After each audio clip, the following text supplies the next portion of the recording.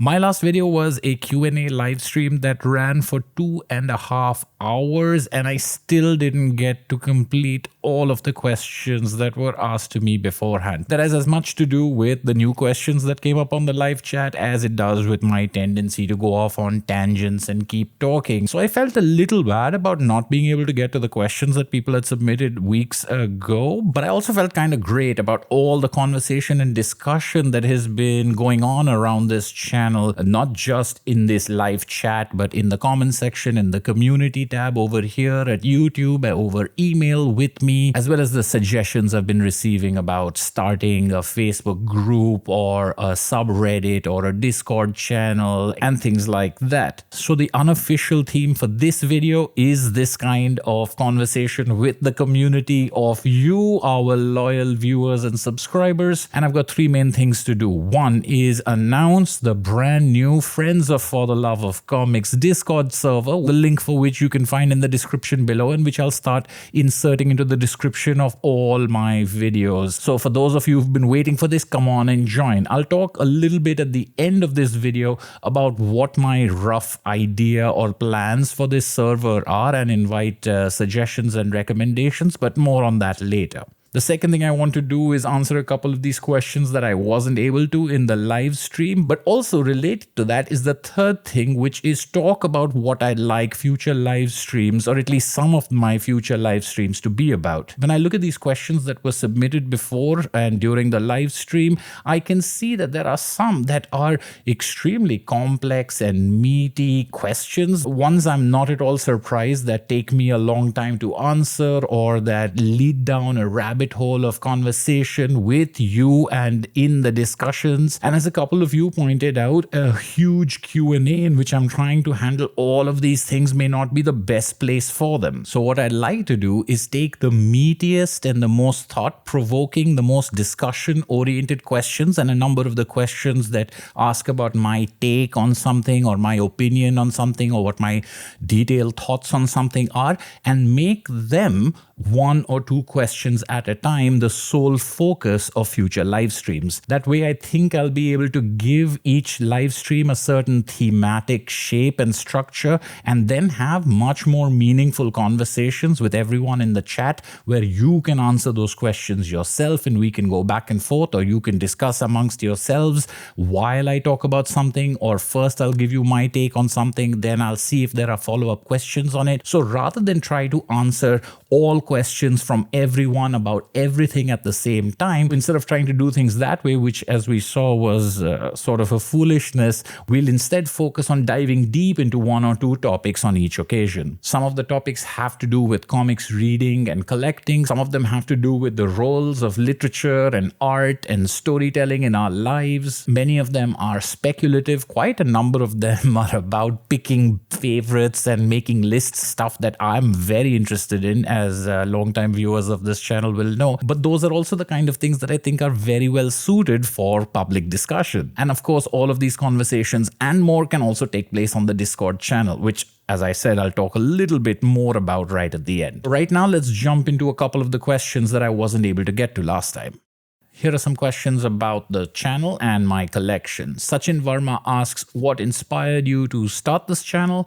And Opramit Bhattacharya asks, what does the channel logo mean? Are you a fountain pen collector too? To answer the first question, it's a number of different things. I've loved comics for a long time. I've loved collecting comics for a long time. I evangelize and I talk about, oh, you must read this with friends and colleagues all the time. I'm very often lending books out when people come over. I like to show them books. I like to show them what they're missing or what they may not know about. So when I saw YouTube channels on comics, I was like, I can do that. I want to do that. I have comics that I'd like to talk about. But often when I watched videos, I thought about, oh, that's very cool, but I would do that differently, or that's neat, but maybe that could have been this way. And I wanted to try to put all of those theories into practice. I wanted to see if I could take what people were doing and sort of put my own spin on it. So I guess it was a combination of being inspired by what people were doing and wanting to try to do something like that, but also to try to do something different. I knew it would be very niche because comic books are kind of niche niche compared to technology or fashion or cooking,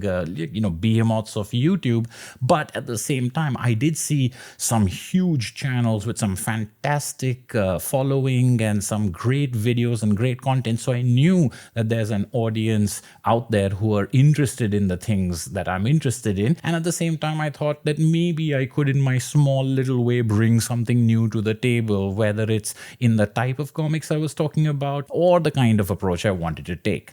As far as the channel logo, it doesn't really mean anything other than quite literally, I wanted a fountain pen and a pencil because they signify the penciling and the inking, but also the writing. That's so comics with the image and the text. And I wanted a heart in it because it's for the love of comics. So I just gave all of those elements to a colleague of mine because I'm horrible at design and asked them to put it together in a way that would look cool. I'm not a fountain pen collector. I don't really need to be a collector of more things. Earl Grey, who I mentioned in my last video, asks, do you have or how many comic shops are there in India, or do you get your comics exclusively via mail? As far as I know, there aren't exclusive comic book stores in India. There are some comic cafes and reading libraries that have opened up over the years in various cities that I've heard of and that I'm very curious about visiting. I've never gotten to go to any of them because there aren't any in Delhi that I know of. And there are some physical brick and mortar bookstores that have comics in them, but not really that much. I get my comics almost exclusively over mail. That's also because I don't like going out that much. Jonah Kilpatrick asks, do you keep a record of what's in your collection? And DB asks, how many single issues do you own, not TPBs? And the answer to both these questions is I don't know. I don't keep a record and I don't have count. In fact, I find counting kind of boring. For a while, I used the database. So I had about half of my collection cataloged about 6-7 years ago. But after that, I just lost interest. One feature that I really liked in that database was the loan out feature, where you could, if someone's borrowing a book from you, you could immediately go in and say, this is the person who's borrowed it. And then it would, sort of be there as a reminder. But honestly, cataloging and keeping a record of things is the kind of thing that I get really enthusiastic about for a couple of weeks and then it wanes. DB also asks, was Ashwita, my wife, into comics before you met, or was it you who corrupted her? It was me who corrupted her. I mean, she had read comics when she was young and she had some familiarity, but it was like, the Tintin Archie type of thing. I think it was really me who said, well, do you know what they're doing with comics these days? And she's a fan of history. So interestingly, From Hell by Alan Moore and Eddie Campbell worked as a fantastic gateway comic for her, in spite of it being a very dense, very adult, very grimy and gritty comic. For someone who likes literature, for someone who likes history, it ended up being a really good gateway, which is one of the reasons why I think that almost any great comic can be a gateway, because I don't think it would occur to most people that you can get someone hooked on comics by giving them From Hell, but I can tell you from personal experience that it does. And DB's last question, will you come to Seattle? I'll drive you to Fantagraphics. That is a terrific offer. I definitely want to come to Seattle. I've heard a lot about Seattle. The cultural reputation, I think, is a very good one. And of course, Fantagraphics is based over there. And I would love to come and visit one day. Sachin Verma wants to know what my exact address is, if there are any security systems to protect my collection, any spare keys that I leave around for emergencies. Sagnik Sinha asks, why are some famous comics like Lucky Luke, Asterix not been featured in my videos yet? It's just laziness, I suppose. There are so many comics to make videos on. When it comes to Asterix, I really want to do it justice, and I haven't gotten the complete Asterix in my hands yet because my childhood copies just sort of fell apart or were borrowed and never returned and things like that. Unlike my Tintin collection, which I had a number of them, but I was able to rebuild it, I haven't been able to build my Asterix collection up in the same way. I am working on it now specifically because not only do I want to reread all these stories again, but I think it's time to make a video on Asterix. So hopefully sometime very soon, Asterix should be something you see on this channel. Sagnik Sinha also asks, would you consider making short guide videos on how to purchase, store, and maintain the condition of comics? I do have a couple of videos, how I clean my bookshelves and how I repair my comics and why I repair my comics, which have been surprisingly popular. From the modest standards of this channel, those are two of my most successful videos out there, and I have no idea why, because they're very idiosyncratic and silly. So if I was a smart YouTuber, I'd definitely be making more videos like that. But I don't know if I'm really equipped to give advice on things like that, because I'm not very scientific in the way I do things. They are really according to my tastes, and I don't want to preach to other people on what the best way to do something is. As long-time viewers of this channel will know, I don't even keep my comics behind glass doors, although I probably should. And I think there are lots of people out there who would be much better at talking about storage and preservation than I am. I really like everything out in the open, right at my fingertips, so I can grab them and read them at any point of time, which is not necessarily the most preservation-oriented system of doing things, but it's the kind of thing that really appeals to me because reading and being able to access things is such a priority. As far as how to buy them or how to spend money, this is one of those topics that I think we can really talk a lot about. I don't think there is anything like the right way to do it or even 2 or 3 right ways to do it. It is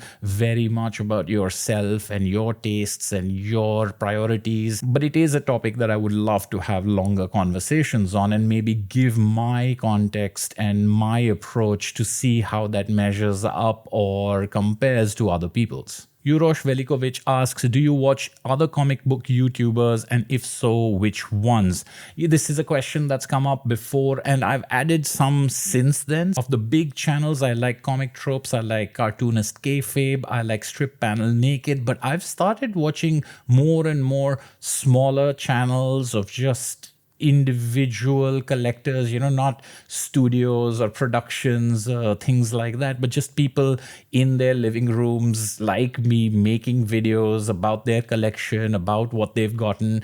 And there are many of them, but there are some in particular that I have really admired for the kind of community that they've built. And I mentioned a couple of them, and their comments and their questions did feature in my last video, in my live stream as well. And one of the things that I want to do is start adding more of these comics YouTubers whom I watch onto my channel. I'm not very good with YouTube in general, but I've noticed that other people have like linked channels and things like that. And that's what I think I would like to do, is that these are the people I watch. These are the people I enjoy watching because I like the way they approach reading comics. I like the way they approach talking about comics. So it's not really about a fancy edition, but it's really about the insight they give me about reading and collecting comics. And Sachin Varma and Ala Wafse have 2 similar questions. They want to know what other things I like to do, if any, and Ala Wafsi wants to know if I do any writing. So I used to write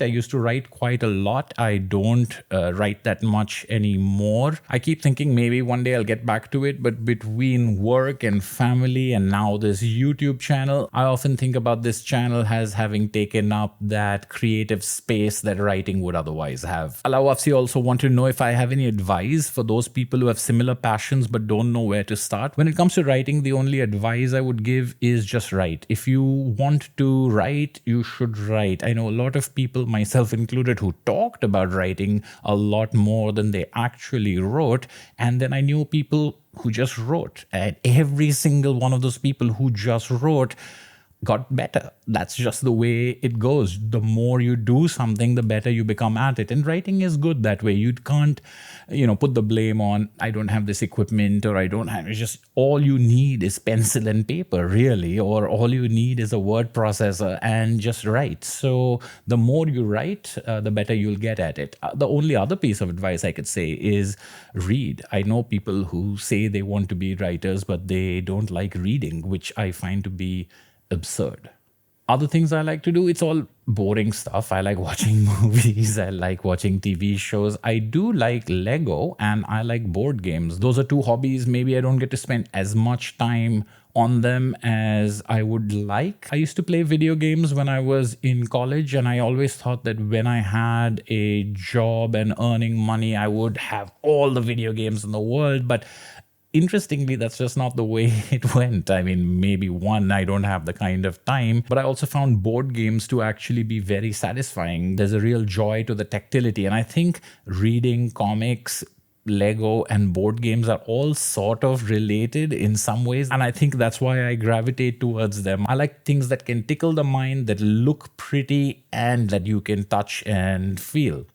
As I mentioned before, there are a number of questions over here that are just rich and pregnant with possibility when it comes to answering them. Questions about how one manages to juggle things in life, about how one manages to prioritize things when it comes to work and family, about money, as well as fun hypothetical questions about what you would rescue in a burning house or what you would want in a desert island, how something can change over time for a reader, including a really powerful question that says, how does one determine what is good? How do you know a comic is good? Or I guess this could apply for any art. Like, how do you use standards of judgment to say something is worthwhile or something is not worthwhile? And these are the kind of questions that I'd like to handle one or two at a time in live streams, so I could really get into them in detail, as well as hear what you have to say and maybe have an exchange on that one topic going back and forth. And of course, these are also things, among other things, that we can talk about on the Discord server, which I mentioned is linked below. I've sort of been flabbergasted by the kind of community that has built up around this small little channel, about the kind of conversations and the kind of questions I get on the mail, but also the kind of interactions I now see people having with each other over the last couple of live streams and in the comments in the videos. And that idea of a Discord server is purely born from wanting to create a space where we can all hang out and chat about anything at any point of time in the day with whoever is around at that time or will come in later. I'm not very sure of exactly how a Discord server works, but I have seen that you can create different channels. So maybe in the future, I'll say, here's a Nosagi Yojimbo channel, or here's a Chris Ware channel, here's a Tintin channel. The series on which I make spotlights or detailed multiple videos can get their own areas. We can have an area for people seeking recommendations or giving recommendations. I really am looking for people who join in to sort of guide the way that this develops. There are new types of videos that I have planned for this channel, along with the old favorites that everyone seems to enjoy. I want to have some conversations, then maybe interviews that I can put in front of you. I'm thinking long and hard about a Patreon. All of these things for people who are regular visitors of this channel, and especially our community page here on YouTube, won't be news, but these are just some of the things that I'm hoping to get to in the next couple of months with all of your support. Thank you so much for your constant support and continuing to tune in to For the Love of Comics. I'm very excited about what the future holds, so I'll definitely be running into you on the Discord server or our Instagram, Twitter, Facebook page, community page, and of course, our next video.